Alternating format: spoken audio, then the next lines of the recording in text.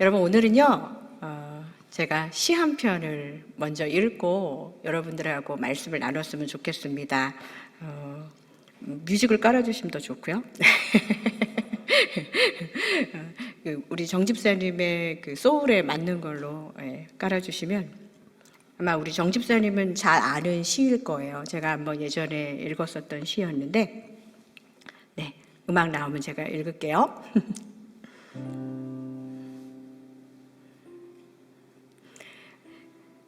들켰으면. 저자 혜성. 거리에 버려진 쓰레기를 주울 때 혹 건너편 찻집에서 수다를 떨던 누군가에게 나의 선행을 들켰으면. 길을 잃어 당황하는 할머니를 집까지 모셔드릴 때 노모를 기다리던 가족에게 나의 친절함이 들켰으면. 이른 아침 가난한 옆집 한 현관에 따뜻한 빵꾸러미를 놓고 돌아설 때 새벽일을 나서던 이웃에게 나의 수고로운 사랑이 들켰으면. 오른손이 하는 일이 왼손에게 들켰으면. 네, 여러분, 저는 이 시를 처음 읽었을 때 제 마음을 들킨 것 같아서 참 공감이 되었습니다. 아니에요, 저 괜찮아요, 아니에요 하면서도 누군가가 나의 수고를 좀 알아줬으면, 누군가가 내 고생을 좀 알아줬으면, 그런데 내 입으로 말하기는 좀 모양이 빠지고 그래서 그냥 어떻게 저절로 그냥 들켜버렸으면 하는 그런 마음이 있었던 차에 이 시를 읽고, 성경에서는 들키지 말고 은밀히 하라고 그러는데 이 시가 훨씬 더 공감이 되는 거예요.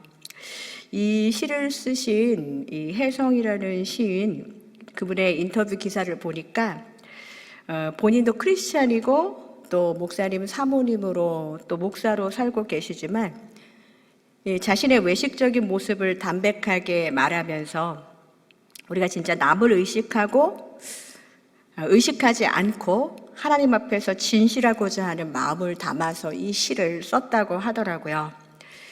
그러면서 제가 오늘의 말씀, 마태복음 6장 말씀과 이 시를 보면서 어떤 부분이 진짜 내 모습인가 한번 묵상을 해봤습니다. 여러분 어떻습니까?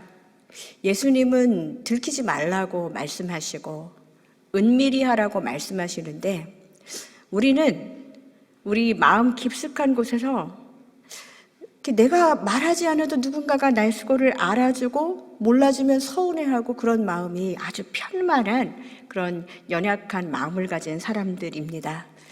저도 많이 들켜왔습니다. 의도적으로 들키려고 하는 것은 아니지만 그렇다고 해서 막 몰라주기를 절대 바라면서 이렇게 도망다니면서 그렇게 선행과 구제를 한 적이 별로 없었던 것 같아요. 여러분은 어떠시죠? 오늘 예배가요, 그냥 옆에 계신 분들 신경 쓰지 말고요, 오늘은 세상과 나는 간 곳 없고 구속한 주만 보이도다 하는 하나님을 바라보는 예배가 되기를 간절히 축복드립니다. 저도 그러려고 해요. 저도 이 시간은 하나님이 나를 보고 계신다, 그 마음만 가지고 설교하려고 하니까 좀 너무 떨려가지고 설교가 안 돼요.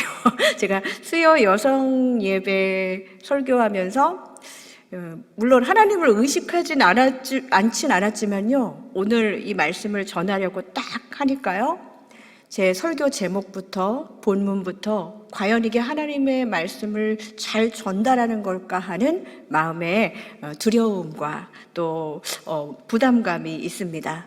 오늘의 설교 제목은 신앙의 체크리스트예요. 제가 거창하게 여러분들에게 여러 가지를 리스트업 해가지고 나 잘하고 있나 체크하고 평가하고자 함은 아닙니다. 제가 여러분과 함께 이 시간을 통해서 점검하고자 하는 것은 정말 우리 신앙생활 속에서 우리의 속사람, 세상과 나, 이것이 간 곳 없고 나와 하나님만이 보이는 우리의 속사람이 정말 예수 안에서 바꿔지고 있는지, 달라지고 있는지, 그것을 한번 점검해 보자는 이야기입니다. 여러분, 여러분의 속사람은 지금 여러 차례의 예배를 드리면서 기도하면서 말씀 보면서 나누면서 얼마나 잘하고 계십니까? 오늘 본문은 이 산상수훈의 내용 중에서 예수님이 구제와 기도에 대해서 가르치는 본문이죠. 오늘은 구제에 대한 이야기만으로도 시간이 충분할 것 같습니다. 예수님은 맹목적인 구제와 자선을 권하지 않으셨지요. 우리는 그런 마음 많이 갖잖아요. 도와줬으면 됐지. 조건과 이유가 뭐가 이렇게 많아? 내가 도와주는 것도 감지덕지지. 받는 사람이 왜 이렇게 말이 많아? 뭐 이런 생각들을 하면서 도울 때가 많아요. 그러면서 그냥 우리도 자녀들에게 가르칠 때 그냥 사람들을 잘 도와주면 너도 행복한 거야. 그렇게 착한 사람이 돼야 돼. 이런 말을 하면서 자녀들에게 선행과 구제를 가르쳤다면 정말 하나님의 백성들이 갖춰야 할 이 구제의 품격이 무엇인지 제대로 보여주는 본문이 바로 마태복음 6장의 말씀이라는 것이죠. 여러분, 계속 지금 하나님을 의식하면서 기도하고 예배드리고 계신 거죠? 하나님이 이 자리에 가까이 계시면, 나와 지금 하나님만 함께 계신다고 생각한다면 여러분의 예배의 모습 지금과 같겠습니까? 그것을 한번 항상 의식하면서 오늘의 예배를 드리셨으면 좋겠습니다. 먼저 예수님은 오늘 본문에서 주의하라는 말로 구제에 대한 가르침을 시작하셨어요. 그냥 도와줘라 이게 아니에요. 뭔가를 주의하라고 말하고 있습니다. 오늘 본문 1절을 같이 보겠습니다. 네, 같이 읽을까요? 시작. 사람에게 보이려고 그들 앞에서 너희 일을 행하지 않도록 주의하라. 그리하지 아니하면 하늘에 계신 너희 아버지께 상을 받지 못하느니라. 무엇을 가르치는데요? 주의하라 그러고 뭔가 부정적인 얘기를 못한다라는 말로 예수님이 시작하셨어요. 이것이 무슨 말일까요? 예수님은 사람들의 마음 저변에 있는 구제와 동기, 구제의 동기를 점검하고자, 아니 아예 샅샅이 파헤쳐 보고자 이 말씀을 전하신 것 같아요. 우리가 하는 선한 행위들, 우리가 하는 섬김들, 여러분 진짜 어떤 동기에서 그 일을 하고 계십니까? 우리 속 사람의 동기가 건전하고 건강하면 우리 겉 사람의 행위는 자연히 성숙으로 변화하게 될 것이다. 이것이 예수님이 일단 우리에게 먼저 너희의 속 사람, 너희의 속 동기가 건전하고 건강해야 할 것이다 라는 것을 강조하면서 말하고 싶으신 핵심 포인트입니다. 예수님은 이 말씀을 하시면서 하늘에 계신 아버지의 상에 대해서도 언급하셨어요. 너희가 구제하면 하나님이 너희에게 이렇게 많이 축복해 주실 거야. 그 말이 아니었어요. 이 말씀에 대해서 2절을 다시 한번 더 구체화된 말씀을 한번 읽어보겠습니다. 2절입니다. 읽습니다. 그러므로 구제할 때에 외식하는 자가 사람에게서 영광을 받으려고 회당과 거리에서 하는 것 같이 너희 앞에 나팔을 불지. 진실로 너희에게 이르노니 그들은 자기 상을 이미 받았느니라. 1절과 비슷한 맥락에서 구제라는 이름으로 얘기할 때 무엇을 받으려고 우리가 사람들이 구제한다고요? 사람에게 뭘 받으려고? 영광을 받으려고 회당과 거리, 사람들이 많이 있는 곳에서 나팔을 부는 것처럼 떠들썩하게 그렇게 구제하지 말아라 라는 말씀을 하시는 거예요. 그리고 다시 한번 이 얘기를 하십니다. 진실로 너희에게 이르노니 그들은 자기 상을 이미 받았느니라. 이것은 1절에 하나님의 상, 너희 아버지께 상을 받지 못한다 말과 같은 말이에요. 무슨 말이냐? 이 세상의 상이 중요한 사람들, 세상과 나는 관계도 없고 구속한 주만 보이는 그런 사람들의 이야기가 아니라 나는 사람들의 시선이 더 중요해. 나는 사람들의 칭찬을 받아야 되겠어 라고 생각하면서 구제하거나 추호라도 왜 나를 못 알아두지라는 그런 마음이 있는 마음에서 구제를 하게 된다면 그것은 사람들에게 칭찬받았으니까 이미 자기 상은 받았을지 모르겠지만 하나님이 주실 상에 대해서 관심이 없는 자들에게 그 상은 허락되지 않는다는 말입니다. 성도 여러분, 이 말씀은요, 우리의 신앙의 모습을 다시 한번 좀 이렇게 매무새를 갖추게 하는 말씀인 것 같아요. 외식이라는 말을 참 많이 들었습니다. 여러분들, 외식이라는 말 한자어로 보니까 바깥외, 그러니까 바깥으로, 그다음에 꾸밀 식, 꾸미는 거, 겉만, 이 바깥만 보기 좋게 꾸미고 드러내는 모습을 말하는 그런 단어이거든요. 우리는 외식하는 자와 같이 되면 안 된다는 것을 숱하게 들었음에도 불구하고 외식에 있어서 자유할 수 있는 사람들이 아니에요. 그러니까 이 말씀은 사람에게서 영광을 받으려고 하는 사람들, 아니 나는 굳이 그렇지 않아 라고 생각하면서도 여전히 알아주기를 바라는 그런 사람들, 꼭 그렇게 나팔물만큼 떠들썩하게 하지는 않지만 그래도 내가 하나님도 알고 사람도 알아줬으면 하는 그런 마음들, 소리를 내어 주목을 끌고자 하는 사람들, 이런 사람들이 얼마나 많은 이런 사람들이 구제를 하고 있는지 예수님을 알고 계셨기 때문입니다. 자기의 존재감을 불어내기 위해서 나팔을 부는 사람, 그리고 요즘 같은 경우는 뭐 사진 찍고 영상도 하고 그런 사람 너무너무 많이 있지요. 솔직히 우리가 말하는 이 이야기들의 대부분이 이 나팔 부는 그런 이야기들로 정말 채워질 때가 많이 있습니다. 내가 이렇게 했었잖아. 내가 거기에 있는데 이런 일들이 있었잖아. 그때 내가 이렇게 했었잖아. 라는 말로 나.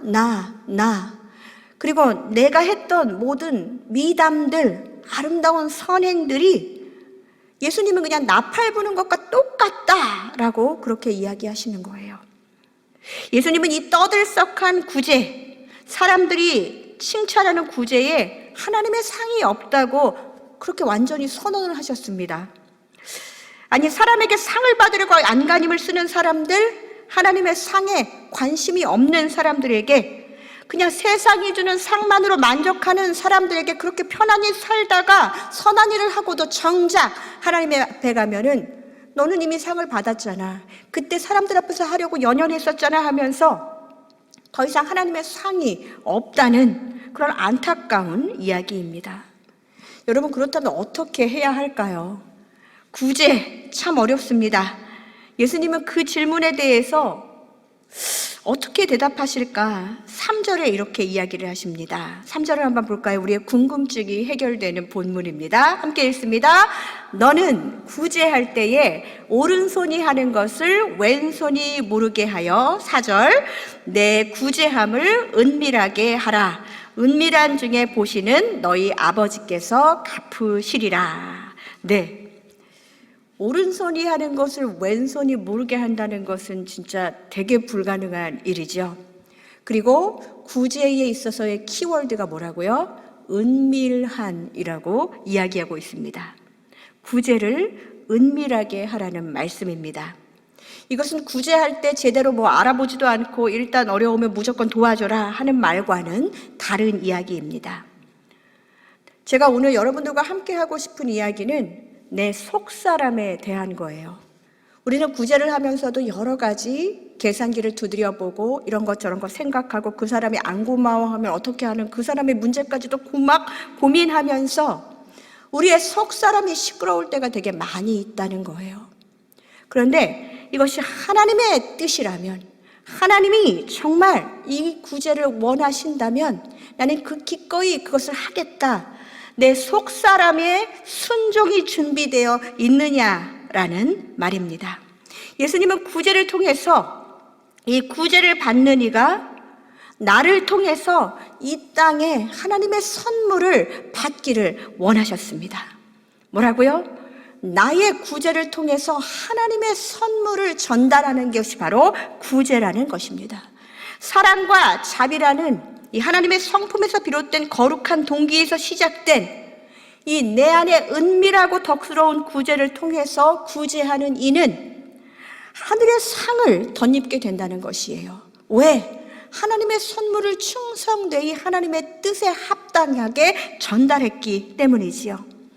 하나님께로부터 받은 이 땅의 소유를 이 땅에 선물할 때 그 나눔은 물질만 나누는 것이 아니라 하나님의 사랑이 전달되었고 복음이 전해지기 때문입니다. 그렇기 때문에 하나님의 상이 있다는 거예요. 우리는 한번 다시 잘 돌아봐야 됩니다. 하나님의 사랑을 정말 전달하면서 내가 구제했느냐?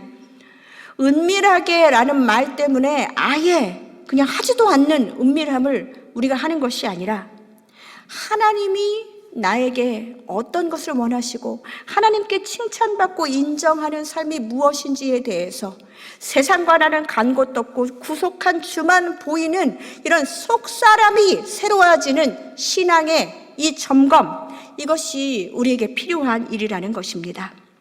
사랑하는 성도 여러분, 우리가 정말 하나님의 시선으로 우리의 신앙을 점검한다면 내가 얼마나 이 땅에 썩어 없어지고 변질되기 쉬운 사람의 말과 칭찬에 연연하면서 영혼에 대한 사모함이나 하나님 나라에 대한 상급에 대한 관심 없이 이 땅을 살아가고 있는지 실감하게 될 것입니다.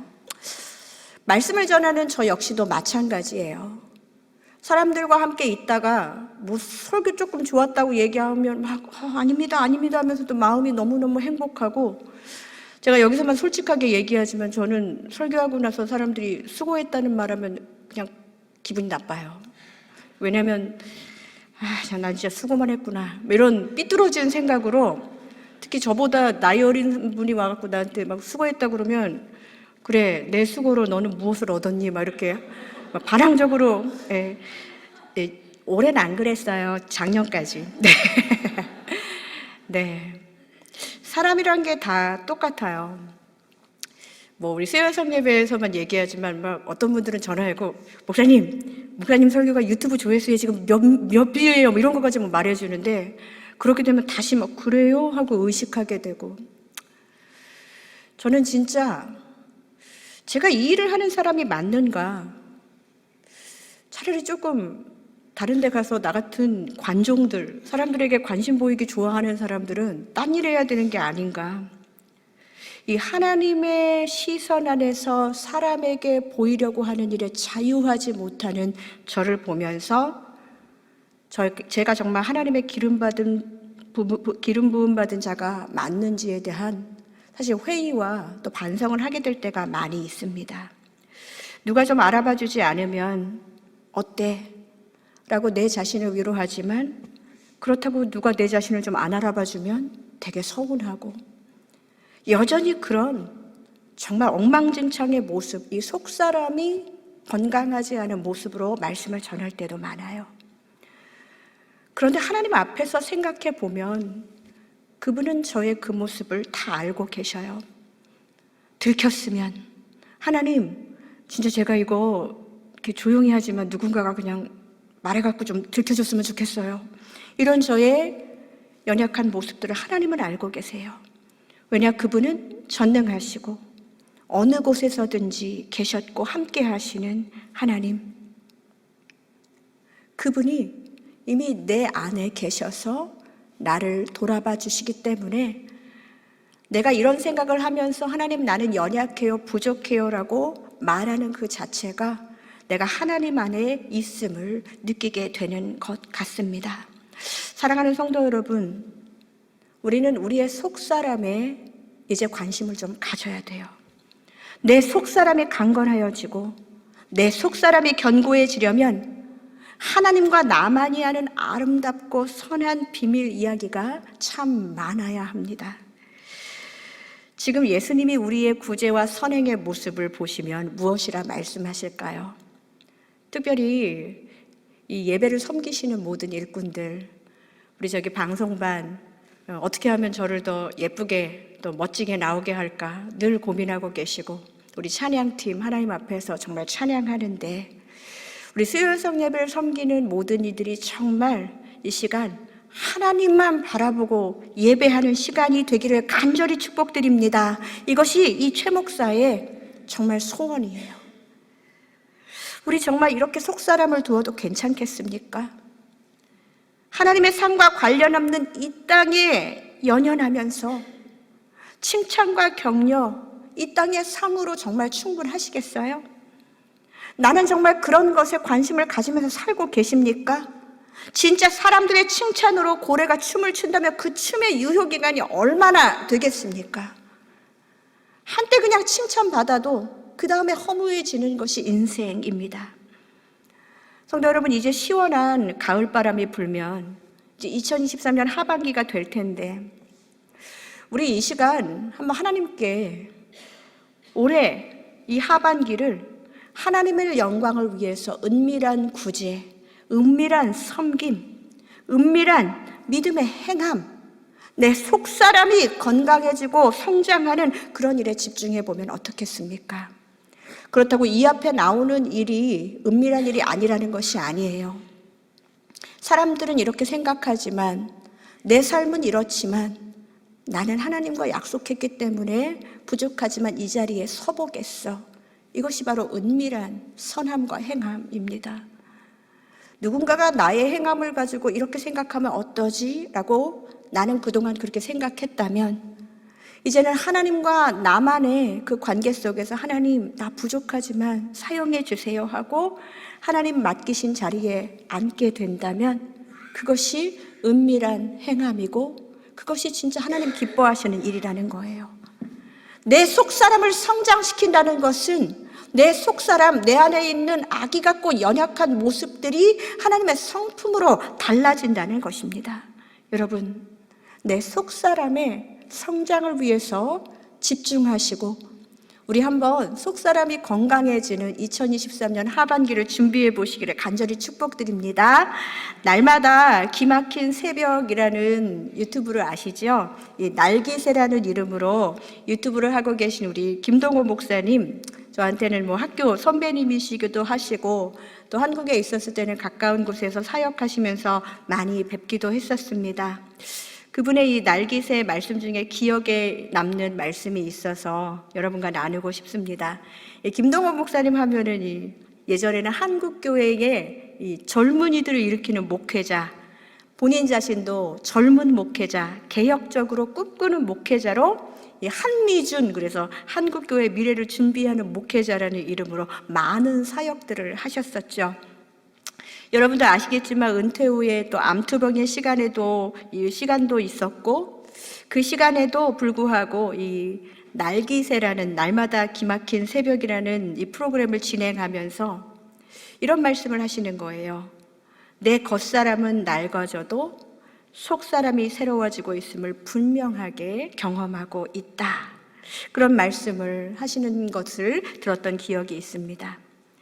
맞습니다. 우리 속사람은 분명히 낡아지고 있어요. 겉사람은 분명히 낡아지고 있어요. 그런데 김동호 목사님은 제가 보기에는 목소리도 예전 같지 않으시고 모습도 예전 같지 않지만, 나는 속사람이 분명히 새로워지고 있다라고, 점점 좋아지고 있다. 내 속사람은 분명히 낡아지지 않았다. 나의 속사람은 지금이 점점 더 좋아지는 중이다. 내 속사람은 지금이 정점에 있다. 날마다 기가 막히게 좋아지고 있다. 겉사람은 0%가 되어도 속사람은 100%로 하나님 나라에 가기를 나는 소망하면서 나아가고 있다. 이런 말씀을 하시더라고요. 70년 가까이 살아오면서 지금이 가장 최선이기 때문에 날마다 말씀 붙들고 살다 보니 조금씩 내 믿음이 좋아지고 있는 것 같다라고 말씀하시는 그분을 보면서, 겉사람이 0%인데 속사람이 100%가 되는 그런 상태에서 하나님 만나면 정말 좋겠다라는 소망, 또 그런 목표가 저에게도 생겼었습니다. 여러분, 우리의 지금 겉사람 예전 같지 않죠. 제가 오늘 많이 버벅대죠. 생각보다 요즘 눈이 흐려가지고 이게 잘 안 보일 때도 있고 지금 막 그래요. 저는 예전에 돋보기 전에는 진짜 안경 한번 안 껴봤던, 그런 눈이라면 자신이 있었던 사람인데, 그래서 노안이 훨씬 더 피부로 느껴집니다. 그러나 이 목사님의 이 이야기를 들으면서 내 겉사람의 눈이 희미해지더라도 내가 하나님을 바라보는 눈은 더 선명해지리라 하는 목표가 생겼습니다. 여러분, 생각하는 것, 마음 쓰는 것, 사람을 대하는 것 점점 좋아지고 아직도 남아있지만 쟤도 점점 줄어드는 것 같다라는 누군가의 고백이 우리의 고백이 되기를 간절히 소망합니다. 여러분, 이제는 우리가 내 안의 속사람 정말 들여다보고 점검하면서 나 이렇게 달라지고 있어. 다른 사람은 모르지만 세상과 나는 간 것도 없고 구속한 주만 보이는 그 나와 하나님 앞에서 하나님, 나 이제는 조금 나아졌지요. 하나님, 내가 이전에는 이런 거 절대 할 수 없는 사람이었는데 나 이제 조금씩 하고 있어요 하면서 하나님 앞에서 나의 절대라는 말이 무너져 버리는 순간, 사람에게 보이려는 거, 나 그거 너무너무 연연하고 중요했는데 하나님, 이제는 나 하나님만 바라보고 하는 것이 조금씩 나아지는 것 같아요. 그런 분들 계시다면 앞으로 그 속사람의 새로워짐으로 계속적으로 우리 기도하면서 나아가기를 원합니다. 고린도후서 4장 16절에서 18절까지의 말씀을 보겠습니다. 이 말씀은 바울의 고백이에요. 진짜 속사람이 강건해진 바울의 고백, 우리 다 같이 한번 읽어볼까요? 시작. 그러므로 우리가 낙심하지 아니하노니 우리의 겉사람은 낡아지나 우리의 속사람은 날로 새로워지도다. 17절. 우리가 잠시 받는 환난에 경한 것이 지극히 크고 영원한 영광에 중한 것을 우리에게 이루게 함이니. 18절. 우리가 주목하는 것은 보이는 것이 아니요 보이지 않는 것이니 보이는 것은 잠깐이요 보이지 않는 것은 영원함이라. 아멘. 보이는 것은 어때요? 잠깐이에요. 보이지 않는 것은 영원합니다. 사람의 칭찬과 사람의 말은 잠깐이에요. 하나님의 상급과 칭찬은 영원합니다. 우리가 주목해야 할 것은 보이는 것이 아니라 보이지 않는 것. 내 속사람이 강건해지는 방법은 하나님을 바라보는 거예요. 은밀히 하나님께 아뢰면서 내 속사람의 새로워짐을 경험하는 것이지요. 우리의 신앙의 모습은 결국 우리 안에서 시작돼요. 외부에서 나에게 믿음을 권하고 신앙생활을 권했지만 이것으로 계속 신앙생활을 하면서 가고 분주하고 바빠서 그것이 신앙생활 잘하고 있는 것이 아니라는 거예요. 우리의 신앙의 모습은 결국 우리 안에서 시작된다는 것을 기억하십시오. 하나님의 다스림의 흔적들, 이것이 내 행동에서 누군가 보게 된다 해도 결국 하나님의 다스림이 어디서부터 시작된다고요? 우리 안에서 하나님 나라를 살아가는 것, 그것이 먼저라는 것입니다. 우리 안에서, 우리의 속사람에게서 우리 마음 가운데 먼저 시작돼야 되는 하나님의 통치가, 하나님의 그 다스림이 우리의 삶을 지배해야 된다는 것이지요. 바울은 잠깐 주목하는 세상이 아닌 영원한 하나님 나라를 바라보면서 그 전에 있었던 사람들에게서 받고 싶었던 모든 칭찬들, 또 존귀와 영광들 다 배설물처럼 여긴 이유가 여기에 있었어요.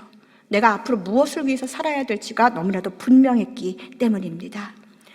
결국 바울이 왜 이런 정말 어려운 말씀, 보이는 것보다 보이지 않는 것에 집중하는 사람으로 변하게 되었을까요? 우리의 속사람에 무엇을 담고 있는지가 중요합니다. 은밀히 죄를 행하고 살 수밖에 없는 죄인들을 은밀히 구제하면서 선한 일을 살 수 있도록 값진 인생으로 우리를 초대해 주시는 예수님, 그 보배로운 예수 그리스도가 우리 안에 계시기 때문입니다. 이제 은밀히 구제하고 은밀히 기도하면서 주님께 조용히 내 속사람을 변화시켜 주시기를 간구하는 이 계절이 되시기를 주님의 이름으로 축복드립니다.